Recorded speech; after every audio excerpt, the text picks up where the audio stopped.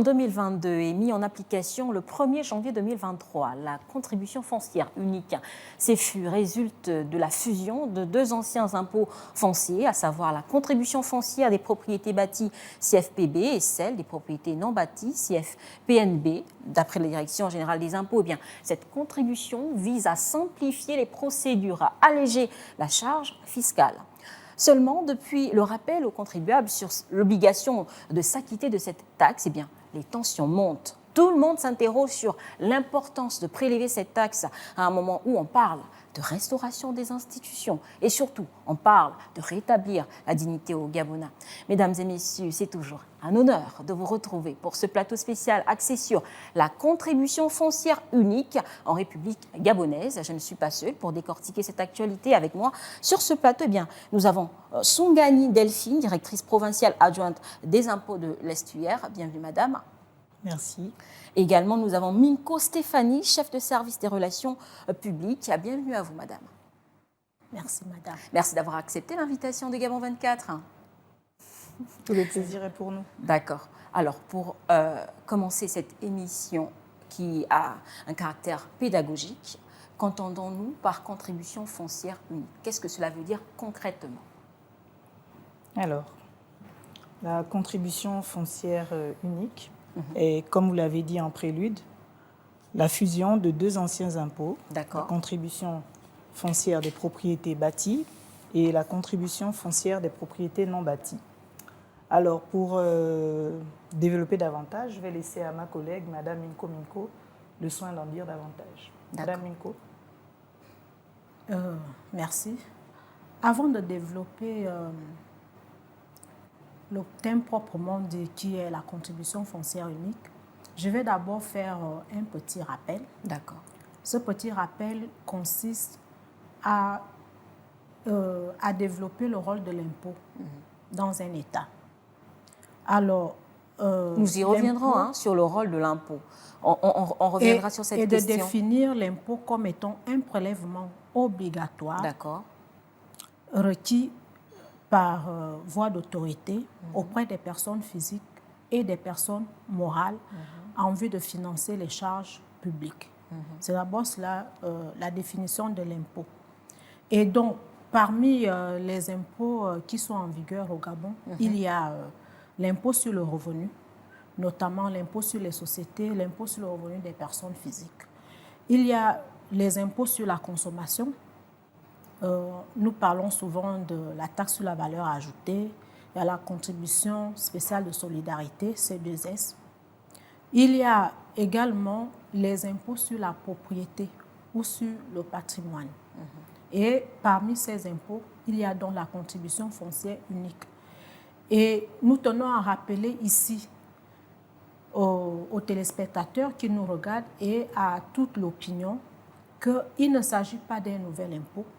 C'est vrai que votre introduction a parlé de création en 2022.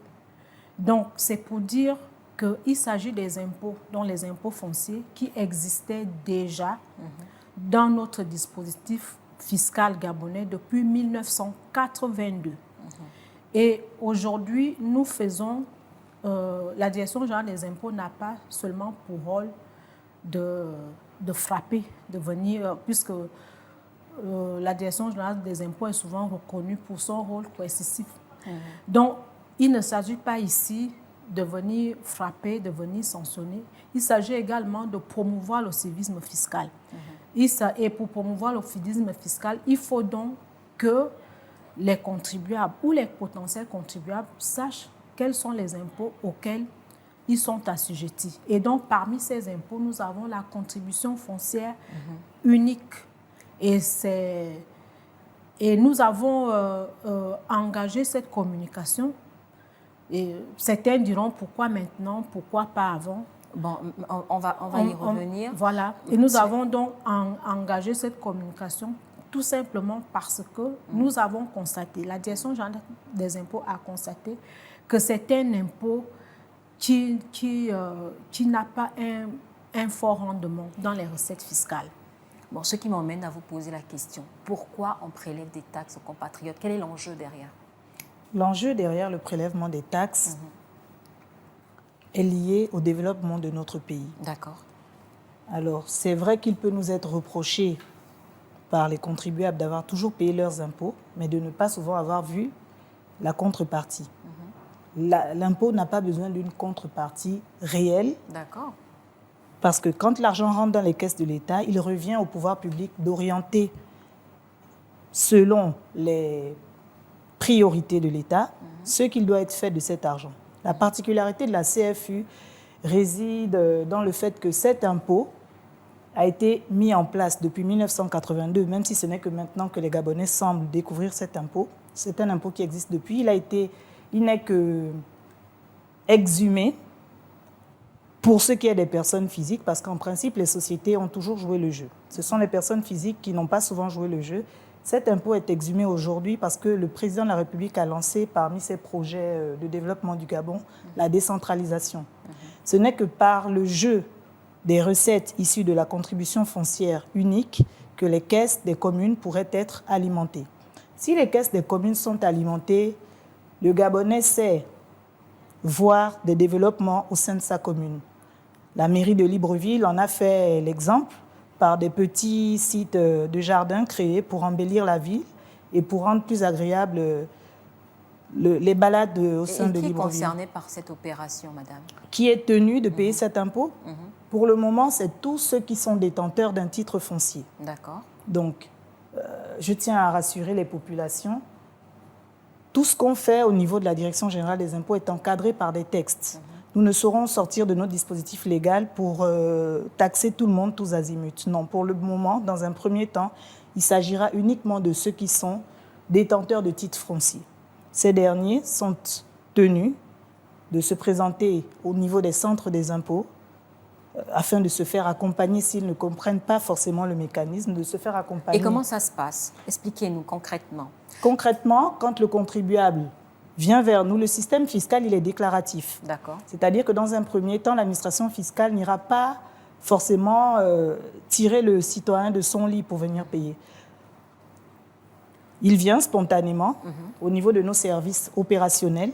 Ça sera la DGE à Glace, ça sera le CIM, Centre des impôts des moyennes entreprises à Ovendo, ça sera le Centre des impôts d'Akanda à Akanda, ou alors le Centre des petites entreprises et des particuliers à Libreville Nord ou Sud, selon la répartition géographique prévue dans nos services. Alors, ce contribuable qui se présente, personne physique, en général, ça sera dans les CIPEP, donc les Centres des impôts petites entreprises et particuliers Libreville Nord ou Sud.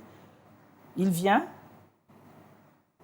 il présente son souhait de procéder à sa déclaration, il indique les montants qui nous serviraient de base pour la détermination de sa CFU. Ces montants, ça sera la valeur locative, estimative ou réelle du bien, selon qu'on est dans le cas de l'habitation principale. Madame, permettez-moi, les Gabonais veulent comprendre concrètement, de manière facile à comprendre, en petit français, comme on dit au quartier. Qu'est-ce que cela veut dire concrètement? Je prends un exemple. Moi qui suis détenteur d'une ferme au niveau des Sassa, comment moi je fais, du moins comment on va procéder pour mon cas? Alors, il y a des exonérations qui sont prévues dans le Code général des impôts. Et lorsqu'on parle de propriété imposable, nous avons donc les propriétés bâties et les propriétés non bâties, notamment les fermes auxquelles ma collègue a fait allusion tout à l'heure. Et le montant de l'impôt ne sera pas le même. D'accord. Et ne sera pas le même que l'on soit en zone urbaine ou en zone rurale. D'accord. Donc, si la ferme se trouve en zone rurale, il y a une partie de la superficie de la ferme qui est exonérée, c'est-à-dire qui ne va pas subir la charge fiscale. La directrice parlait de ceux qui sont seulement détenteurs des titres fonciers.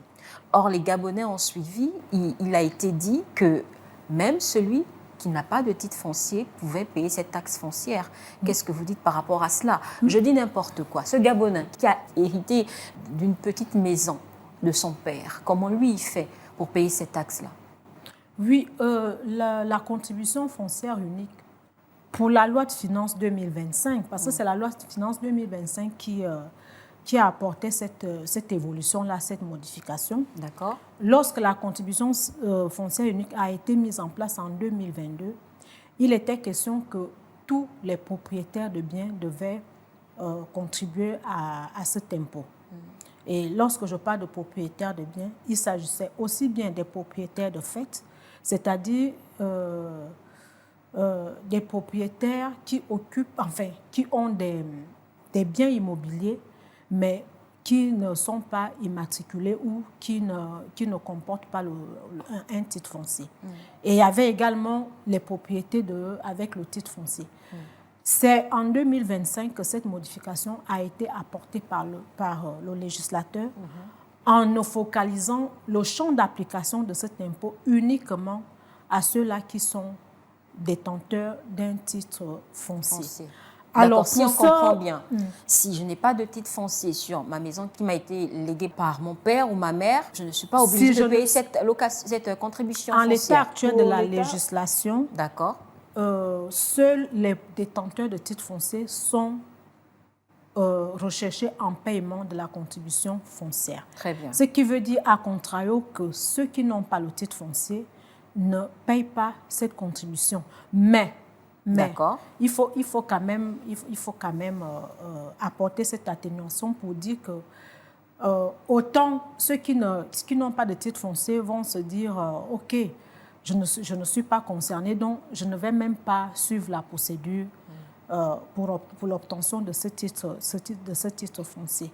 Nous encourageons, au contraire, les compatriotes à pouvoir suivre cette procédure. Pourquoi? Parce que le titre foncier a beaucoup d'avantages. Ce n'est pas seulement pour payer les impôts. Pour payer les impôts, madame. C'est vrai, mais ce sera également... Le titre foncier apporte de la sécurité par rapport à son bien. Oui. Aussi même pour léguer ce bien à sa progéniture. Oui. C'est la première chose. Le titre foncier a également d'autres avantages. Par exemple, prendre un crédit à la banque. Lorsque j'ai un titre foncier, je peux augmenter ma capacité d'endettement et de pouvoir mettre ma maison en hypothèque ou mon terrain et pour peut-être faire un investissement plus consistant plus tard. Madame, vous disiez que cette contribution foncière a été créée. C'est depuis 2022. Nous sommes en 2025. Concrètement, où est passé l'argent de ces taxes? À quoi sert-il réellement? Le Gabonais veut comprendre. Si je paye ma taxe, qu'est-ce que je vois en retour comme résultat de cette taxe? À cette question, nous vous dirons qu'il faut que le Gabonais fasse confiance aux nouvelles politiques. D'accord. Nous ne reviendrons pas sur le fonctionnement précédent du Gabon. Nous sommes dans un Gabon nouveau, une nouvelle république. D'accord. Nous avons de nouvelles ambitions et nous comptons sur les Gabonais pour croire à la possibilité d'un Gabon meilleur, développé. Et ce n'est qu'en participant à l'édifice nouveau, ce n'est qu'en mettant la pierre à l'édifice, en mettant la main à la poche à hauteur de ses capacités contributives, que le Gabonais pourra demain se sentir responsable et fier de dire qu'il a participé à la création ou l'amélioration de l'infirmerie dans son quartier, de l'eau qui serait beaucoup plus accessible. C'est à ça que servira cet impôt. C'est un impôt qui va donner une plus large marge de manœuvre aux responsables de communes. Donc, nous invitons les Gabonais à vraiment faire confiance aux politiques en place pour un Gabon meilleur. Si tout le monde est prêt à participer, à jouer le jeu de la... Moi, j'appelle la contribution, payer sa contribution foncière pour moi, c'est comme un investissement. D'accord. Avec cet investissement, le Gabonais peut être sûr d'avoir un retour sur investissement. Le retour, c'est la satisfaction des conditions de vie. D'accord. C'est des meilleures conditions, c'est plus d'écoles dans le quartier. L'idée, c'est d'emmener vraiment les Gabonais à ne rien envier d'une commune à l'autre, que toutes les communes soient au même niveau de structure et de développement. Donc, si les Gabonais comprennent qu'en payant leur impôt, ils aident l'État à développer davantage le pays, je pense que le pari est gagné. D'accord, mesdames.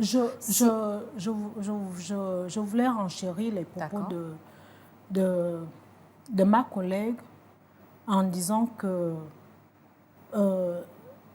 les missions principales de la Direction générale des impôts qui sont consignées dans le décret qui organise la Direction générale des impôts, le décret 122, ses missions consistent en la collecte et le recouvrement des impôts de toute nature.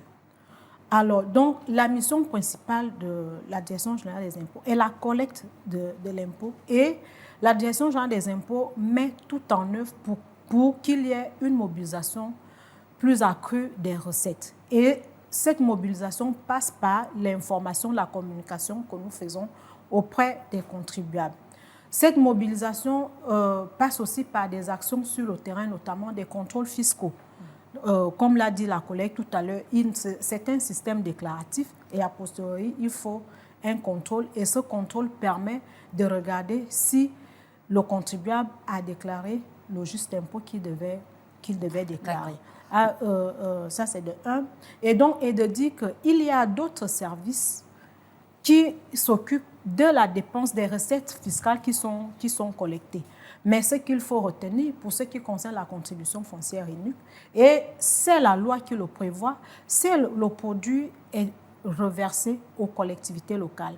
Et donc, si on veut développer, on veut mettre en œuvre la politique de décentralisation. Madame, à vous entendre parler, permettez-moi, à vous entendre parler, on a l'impression que la contribution foncière est comme la solution miracle pour les différentes collectivités locales. C'est avec cette contribution que désormais le pays va être développé. Il ne s'agit pas d'une solution miracle, madame. Alors, il ne s'agit pas d'une solution miracle. Lorsque l'État, parce que la décentralisation, c'est quoi? C'est le transfert des compétences qui étaient au départ destinés à l'organe, l'État central, qui sont transférés vers, donc les compétences sont transférées vers les collectivités locales, notamment les départements, les communes et autres.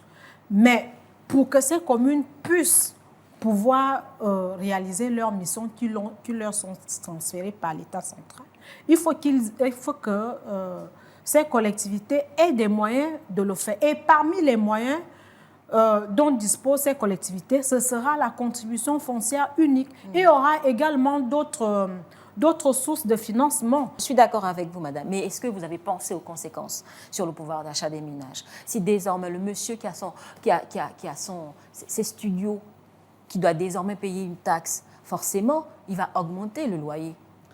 Les prix des loyers sont encadrés. Nous avons une direction sœur à cet effet, la DGCCRF, qui a pour mission d'encadrer les prix des loyers.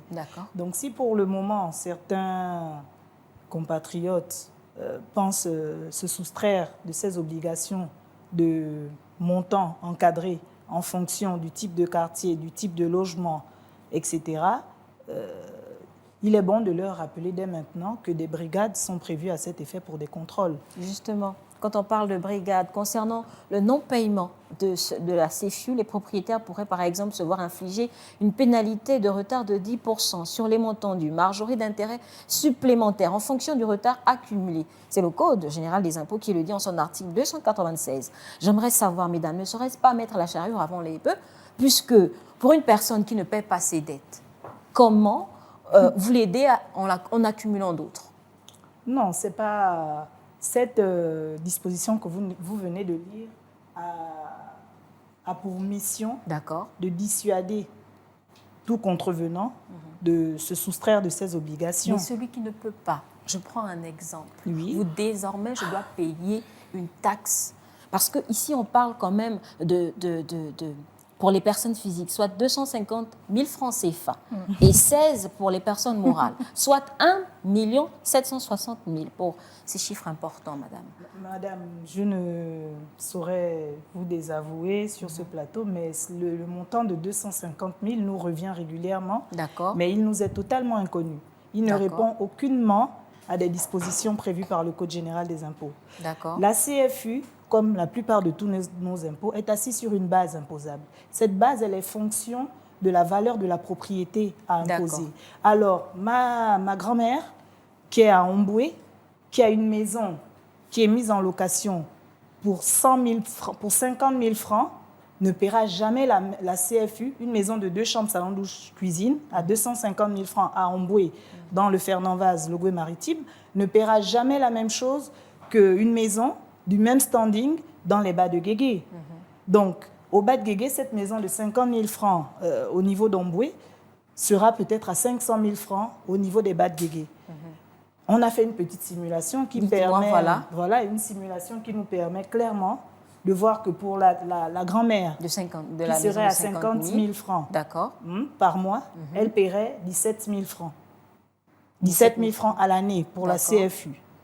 Ce qui monterait à 170 000 francs dans les mêmes conditions pour le logement qui sera à Libreville. Donc, l'impôt est vraiment mis en place, comme le dit sa définition, à hauteur des capacités contributives. L'idée n'est pas de spolier le contribuable, oui.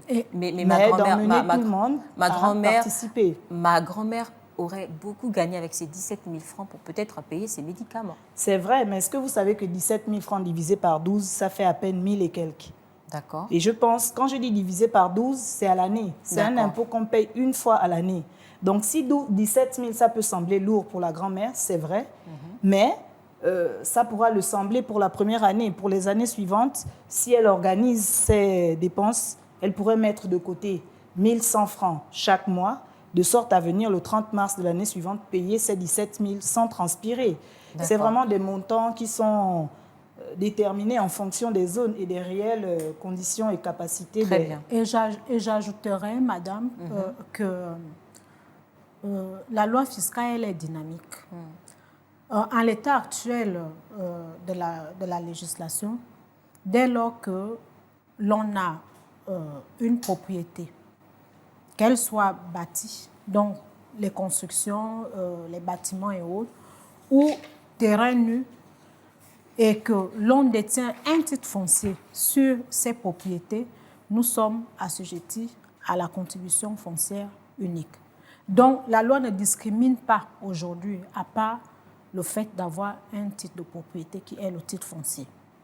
Mais, comme je l'ai signifié, la loi fiscale est dynamique. La vérité d'aujourd'hui peut ne pas être la vérité de demain. Et qu'après avoir appliqué le dispositif, le législateur peut se rendre compte qu'il y a des évolutions qu'on peut apporter au texte. Voilà. Et pourquoi pas exonérer ou exempter les indigents. Oui. Ce serait important quand même. Oui, je suis tout à fait d'accord avec vous lorsque nous prenons le cas de la grand-mère qui a une maison qui a une valeur locative de 50 000. Tout en rappelant ici que lorsqu'on parle de valeur locative, c'est à peu près le montant de loyer que le propriétaire pourrait percevoir lorsqu'il met sa maison en location. D'accord. Donc, on voit bien que les 17 100 francs à l'année, parce qu'on paye une fois à l'année, peuvent paraître très lourds pour cette grand-mère dont nous parlons. Et c'est pourquoi, nous le répétons, que la loi fiscale, elle est dynamique, elle n'est pas figée. Et les dispositions fiscales sont en fonction de l'objectif, en fonction des objectifs que l'État veut atteindre. Peut-être demain, notre grand-mère ne serait plus obligée de payer ses 17 000 francs CFA. La grand-mère peut être exonérée de cette CFA. Merci. En un mot, un seul mot pour la fin de cette émission, pour conclure cette émission, parce que nous sommes déjà à la fin. Pour la fin de cette émission, moi, je pourrais inviter les compatriotes à procéder aux régularisations de leur propriété immobilière. Le titre foncier est un titre de propriété inattaquable, immuable. Il n'y a pas meilleure garantie au-delà du fait d'être un élément de taxation pour la fiscalité. Donc, ceux qui penseraient à ne pas procéder aux régularisations pour se soustraire de cet impôt, je les invite vivement à plutôt procéder aux régularisations parce que l'impôt, c'est muable. L'année prochaine, on peut faire sortir une loi qui dit même ceux qui n'ont pas de titre foncier, mais qui se comportent comme des propriétaires sur des biens immobiliers dont ils disposent depuis plusieurs années, sont passibles de cet impôt. Donc, pour éviter d'être surpris, nous invitons tout le monde à procéder aux régularisations. En un mot, madame, nous sommes vraiment à la fin. Oui, en un mot, je dirais que on contribue aux charges publiques en raison de nos capacités, c'est-à-dire en raison de la richesse que nous avons. Et c'est pourquoi, lorsqu'on élargit la base imposable, cet élargissement permet justement de diminuer le montant de l'impôt à payer et c'est pourquoi tous les Gabonais doivent s'y mettre et de rappeler aussi, parce que ce sont des sons de cloche que nous entendons, la valeur locative est la base de calcul de la contribution foncière. Et cette valeur locative, c'est tout simplement le montant du loyer qu'un propriétaire peut attendre lorsqu'il met sa maison en location. Et ce montant du loyer est multiplié par 3% lorsqu'il s'agit de la résidence principale et de 15% lorsqu'il s'agit des autres cas, notamment des maisons en location, des terrains nus. Merci pour toutes ces précisions. Je rappelle aux téléspectateurs que nous avions sur ce plateau Songani Delphine, directrice provinciale adjointe des impôts de l'Estuaire, et Minko Stéphanie, chef de service des relations publiques. Et avec elle, nous parlions de la question de la contribution foncière en République gabonaise. Chers téléspectateurs, notons qu'actuellement, la contribution de la CFU dans les recettes fiscales au Gabon représente 1,2% des recettes fiscales annuelles, soit environ 13 à 14 milliards de francs CFA par an. L'ambition est de porter ces recettes à 26 ou 30 milliards de francs CFA par an. Une ambition louable pour notre économie. Seulement, à cela s'ajoutent les problèmes de logement, de pauvreté et des Gabonais qui aimeraient que le gouvernement s'attaque. Premièrement, le gouvernement gagnerait à revoir cette copie avant de durcir la pression fiscale. Il devrait initier une véritable réforme des dépenses, lancer une opération de sécurisation foncière à grande échelle et à mettre en place des dispositifs de modulation ou d'exonération ciblés. C'était Praxel Moudeke pour vous informer, chers téléspectateurs. L'actualité se poursuit sur Gabon 24.